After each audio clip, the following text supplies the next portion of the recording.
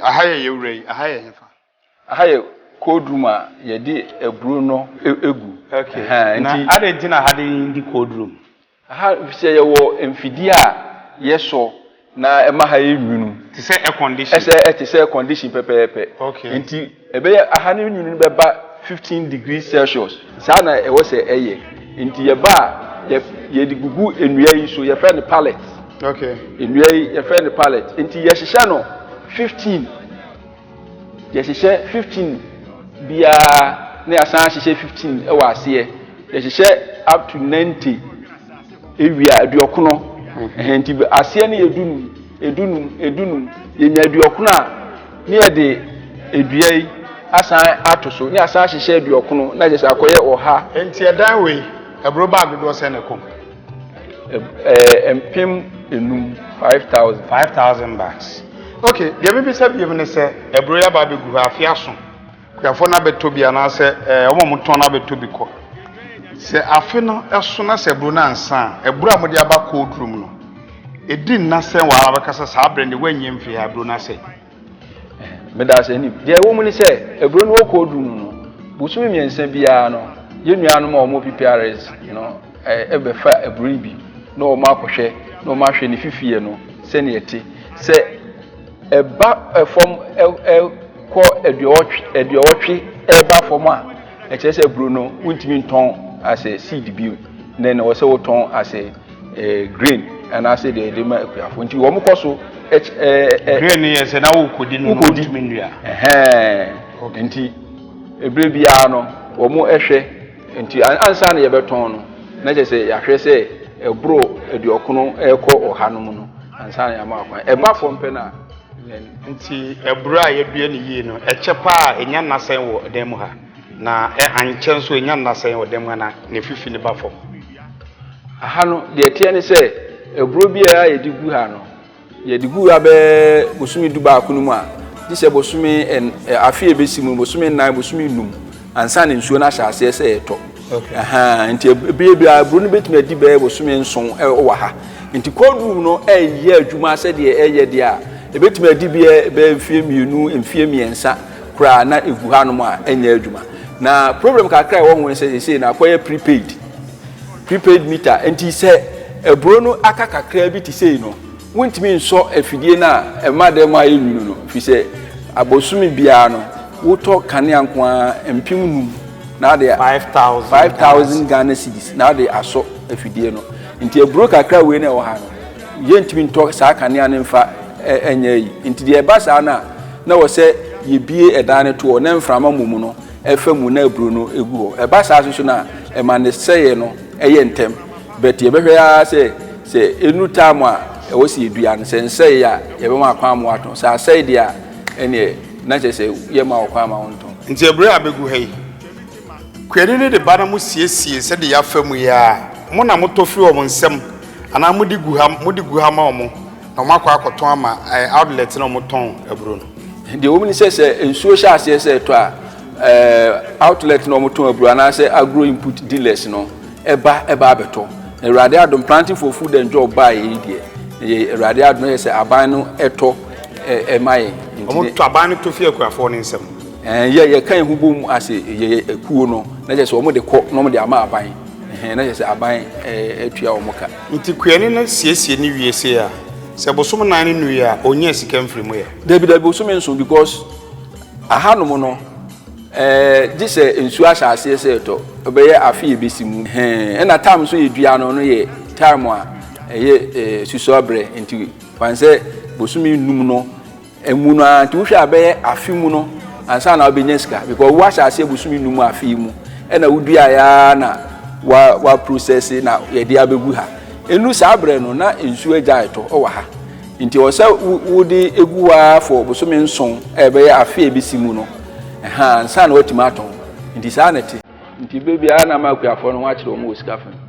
enti de ebe pa bi se bi ni se light se bi ni ade antumi ankɔ se de saa na se PPRS for no ebe test na ye na ezekuani na boka no kuani na boka na nso so no wontimi nton se seed na mum obetimi aton se grain grain ni seed no The one obo. Seed na obo because they say grain no one say grain we be 50 cedis a seed no and am be 300. It will share ensunsun na. And I'm a member of Canea no ye na yeto. We ni no na wo to Canea no. Ti Canea no ye di na no say prepaid. We ni na wo to. Yen sika ye bejo no 8 cedis. Seed body gu ha no. No, aduma wa ye na ha nyina sika betu ama yen. Cedi ngotwe. Eno na ubetua ama yen. And I say, a guha, Busumi be an ubetia cedi miensa, 3 cedis. 3 cedis. And in one says, a guha Busumi swan, ubetia, and far bag the door the park on the bar. The bag be as I'm making a bag be a 3 cedis. Bag be a 3 cedis. Inti a day we I'll say for 5,000 bucks.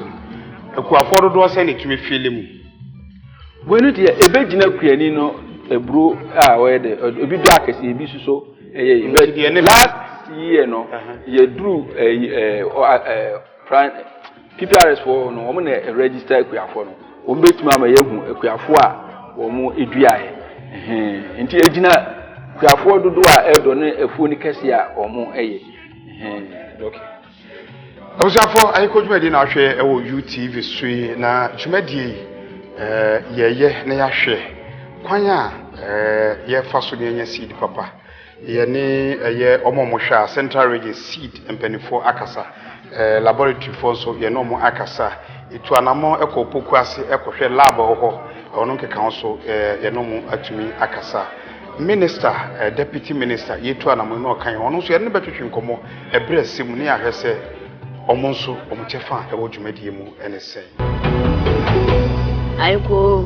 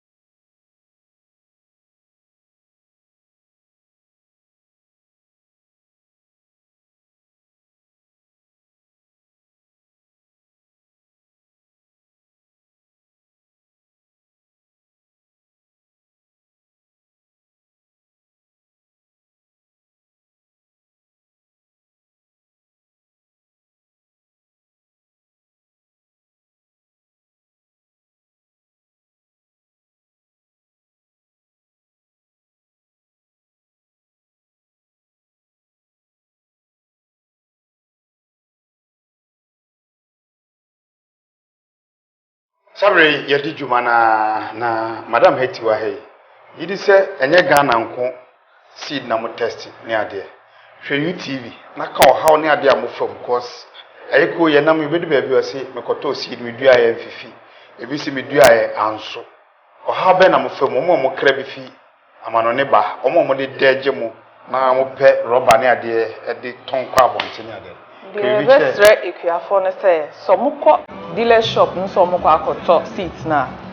first no they should look out for the seed dealer certificate and no agro dealer na was so the pasting the shop no so according to the moma eni was so to seed free ho free say hono they have not registered with Ghana Seed Inspection Division and now say your packaging material here wa hi okay so okona seeds na otono say 1 kg na eni rubber bi say mu a eni ho sell to because you enter seeds from a repackaged material. It should be from this packaged material. And I say so say oh cost we na I was say we be seed dealer no. said the 45 kg bag I can see in isi bottom. Also to me you win in the trail. And so now who say a certified seed from Ghana Seed Inspection Division. Sent sana in fee or yen certify. If you are on the crowd, say we be shim. If you are on any horse way be shim. But there was a yen say and no important seeds no. Yen shada and fabibia and tarry home. Omude omunyama ne brain ye ko fa samples report on na na be analysis wo so based on our analysis no ye be ba mo kwan ama mo the goods no aba country ni nti se enya ye mo ho kwan nti eno the other ni se obe check expiring date no ahwe se a expire ni wo se wo to we be expire 2018 October nti wo hwa etwem nti ni wo se seed dealer ni gusu wo we won shop mu nti bibi se ni ye ko market surveillance a ye season nyina but ye ha ye ne se ya ko take samples a ya be ya analysis ni nyina echi no ebi wo ho na germination percentage no enye ba ebe ko no ma clear omunyema without our permit aye ni kwan omo fa so de clear omunyema nti eno ni ade a ha yen because with this imported seeds no ye ko market shops so na ye ndi mi ntre say we no ni germination percentage no e was sure na say ni sure ba sense omo fa kwan bonus to me declare ni nti no am boy ya mo nko inspection so nko hwe ye ko inspection echo but see dealers no omo ti ye ho ka say abana na bebre na to omo shops ni seed inspector one seed inspector bi o kuma se kraji as trouble if so hu say ya repackage seed bi a okoka say o seed we awaye e fake nti anko o sizi ye bo na so ai no so anko si ba bia nti ama ye juma ye na ye na aye den ama ye pa yesre ministry no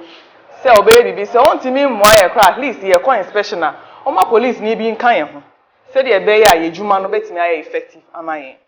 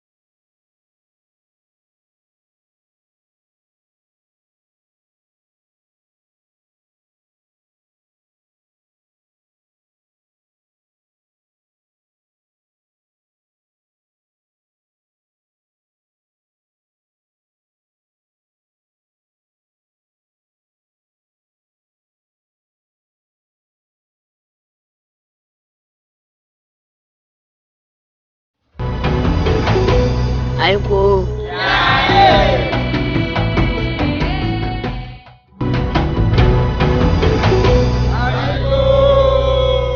abuza fo makwa ba biem ba ayiko dwumadie so ya ba probo ewo mfimfini mantem ba bia yedi dwuma ewo yesida yedua nkanka ne ebro yedi ahyefo wahwe ni nyina wo UTV so wahwe ba bia yakobia kwan mo de fam ebenya ebro papa seed papa edua na osoafa be de akire ohwe kwadwuma so odi akire bae na omuda ubo ne yensu nchi no a UTV ayekodwuma de yagye enti odi akire bae ya ba be hu sampa fa kwan mu a onya bidua ebebo honorable we dey say adwumayefo a ewo research center aka si wasem so se ewo se yekoto sida papa na yedua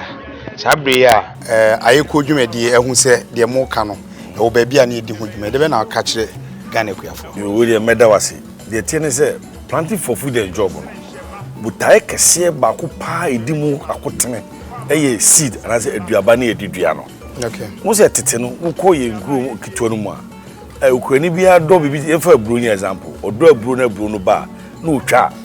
na oyi akese o mana de office ne fe na odi asensan ija ho na sen ho afie beba no ene odi bedua okay ene oye udua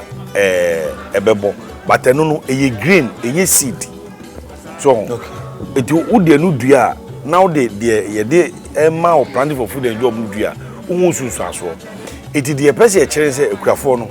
se sa traditional seed ana se duaba na ebro na omu yidigu ho na fida omu de dua no omu nyai na omu nyusu de agrege panfo e de ma omu no if you say eno na ye e de afa abafo kwaso e de afa mfidie mu ni ade ama se wodi dua eno bo bebre chain traditional seed na omu yidigu ho e de dua no sa na pese ma kurafo no eti ase if you say kuradwuma no eden ise nyamia ya adom na se aban aba na se o ma subsidy efa fertilizer any seed a de bedua ho ama de odua bebo bebre dia adwuma na eden nti de odua bebo bebre no eno ma osika sem ekosoro eno ne afutu a de ma kurafo no se traditional seed na omudi go no omunyai se nyame ncha de planting for food and job no buy na aban ma subsidy aduaba de bedua fertilizer de beguso ho bo na back africa no mufa na wokuani nso fafa okay na said the mpanfo e wa hai aha ne seed center seed production unit wa ha mpanfo wa ha eye hu adwuma de aduaba no efa fidiem eye bro emo atoko dua bibia de ma planting for food and job no mpanfo wa ha e de fa fidiem e ma eye koje ma wodi dua ebo bebre e de futu e de makuafo nse ifi na ekọ no ebura ye anase emo anase duaba wodua na woyi bi egu ho se afida de bedua no omo ntwe omo fi eno nye se nye eye na emu dua eno ye green enye seed edi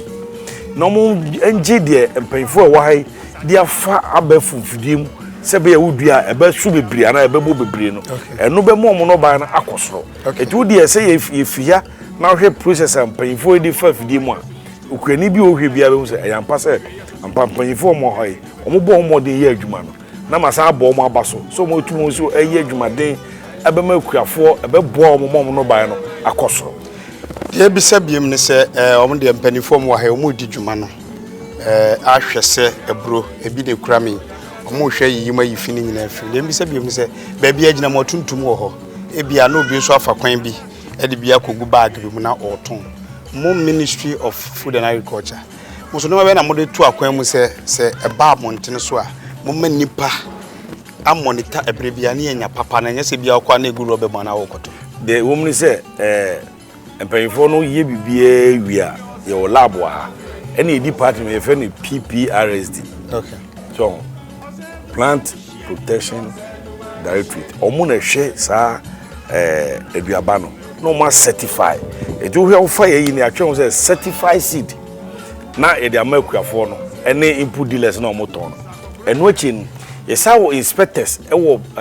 PPRSD department wa omonam ehwehwe se bia obi nkofa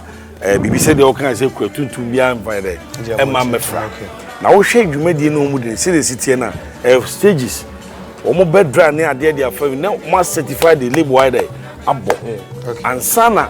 ye de amaomo na omo de akwakodua sabre de kan se wo de dwumadi aba epeja kɔ nanim no na obroni beka se demand no so edoso ye bae omgu ndwuma so ba dwumayefo ha no wo hwe mfidie ne ade wa ha timu se du ba bi nso a na wo se ministry mu pia mo sanse mo bodawuru no numbers amode ba from 600,000 200,000 monya 500 afi 620,000 na say eko minim say be hit 1 million bebre beba the pressure beba ha say mo produce seed bebre ye kan ya mo bodaru na hanso ahwoden be na mo de hye ha na enya seed ni bebre anim the omni say as of mine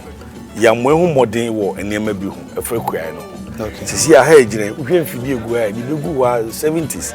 but ye tuna gegemu abaya bako abaya bia ba ono so ye nso ne de fine twem sisi a ya be ne say the planting for food the job aba in the enhwe no onzo hwe kire wa ye cold room ho storage facility no kra ampo no energy cost electricity di no matum okay ba say nyame adom opanyi oda no o ha no obo no modern ne akuafo na keka omsase a storage facility no ba ku bia 225 metric tons eye enum emu mienu kra ampo eye ready a be so duaba e pese de makuafo no enti ye ne na ka ye be say be yi energy cost no ye de solar eba se de be ya electricity bo na cost no ha omo ne ye fio na de solar na ba na omotimi de duaba no agu ho se de o ka se pressure ne ba ne se pressure bia ye de ema omo so ne nya dodo na ho ne a che e de ama omo enti na me ka se be bomb pen no mo ha na ba so no because omo nya o se planting for food and job na ba na akuafo no ni ache ho enti se saade a o so omo so boa na ye ye a yi ma me ne wo no ma mu ni nyina okay omo kire se akuafo no so ba bia holding rooms ni ba bia omo ba omo do no ba ye ne begu ansana because omo modua seed say de o ka se o green o seed e o seed growers a o wie o so de ba ha na fa mfidie mu ba bia omo begu ansana afia akwakofa mfidie mu na ye papa amakwani o ba beto bia akwakodua no so ya na o ha kakra wo eno no so yetu wana mo se how o mu ni say holding base de odi kaka no omunya ba bi mfan mu enti ohwe a sa dan kese esi hoi ye ba na eminim ni sa ne o maka say ni manimu ya o si esi okay emuso ebetuma fa base 5 to 600,000 metric tons okay enti roof no leakage bi ni ade bi o ye ba ya fi next week no ye mampanfo aba no ba bebe ni esi na makuafo no de omo ba no de go na adwuma no se wo ye adwuma na usika poso na aka de ne environment na wo ye adwuma wo mu no fa emo ahoho a so enti etimi siesie wo mo no ba no de go a no be hye akuafo no nkuran no mo ayire mo aye ne kese na ya trem na ma o man no ba bi e pese di kura no koduru no yenya ma bia so bia so okay ye wo no bae ne bebre sa bia ye o my Ghana ye wo no dodo sen mo maaye awio ne beans mu ne ade nso ye nhye da ehu ye ba ne nyina nso mo no mo de odwuma ye wo ne sen na sen ene ye hye mu kina na ye ku adwuma na nsan na chi we no region bia ebi wo ho okay but I had there a particular for national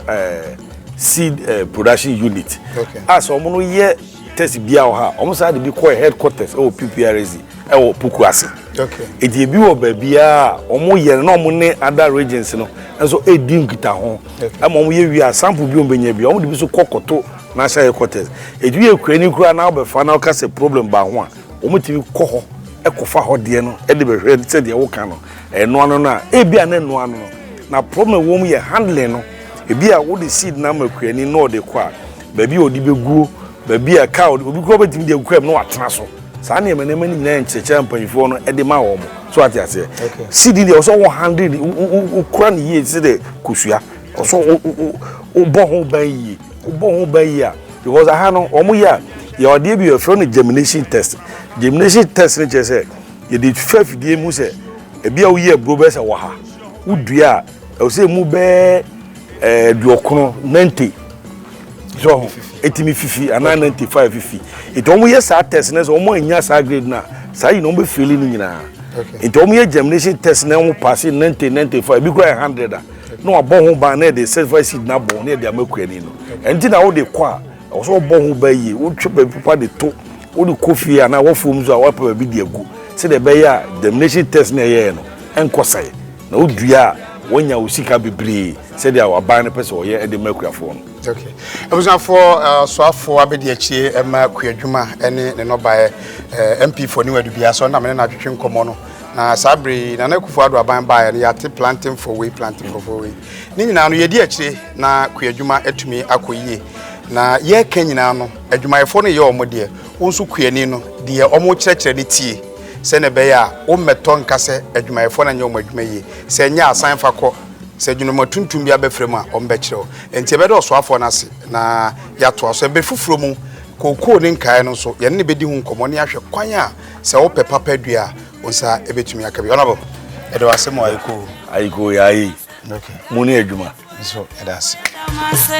Oma be ye ya ekuafo sibo ekuafo ya damasio ekuafo ya damasi dane ekuafo ya damasi Oma be ye ya ekuafo ekuafo ya damasio ekuafo ya damasi anano ma ekuafo ya damasi ensabe kuanu ekuafo efimo anano ma ekuafo ya damasio ekuafo ya damasi nane ekuafo ya damasi ensabe kuanu ekuafo efimo ya mumayiko gane ekuafo moyebio ya mumayiko anano ekuafo moyebio chede mfonya misiramo ye omeyi ye jena monso anano momeyi mpuntu jena monso ye chede mfonya misiramo na wamwa wodinde na ekuafo na mumfanye monyuma de moyebio ka se dwumadi a wo hwe RMG4 edi seed anase omo edi nuro ebeboa na ukwu adwuma akoso edi boa sanso na adumpia we capsules se yare bi be hawa dwene ade ade obeboa na wanya hodi kuani wagina wona so na watumi akwafu mu na waba akoniaba ene anyo omo na boa ye ne di dwumadi edi ebremu nyame ya atom aye wo dasele koso aso ayiko dwumadi e wo YouTube so ananu ekuafo moyebio chede mfonya misiramo ye omeyi ye jena monso ananu momeyi mpuntu jena monso ye chede mfonya misiramo na wamwa wodinde na ekuafo na mumfanye monyo